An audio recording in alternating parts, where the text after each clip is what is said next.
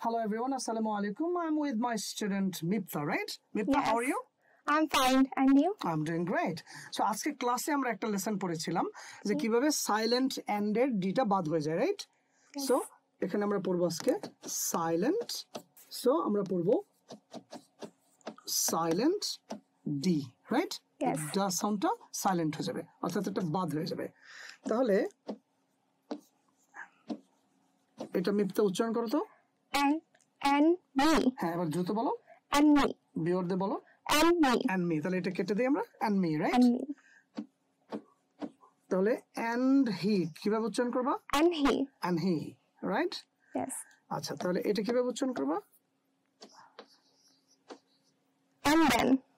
এটা বাদ and then, right? Yes.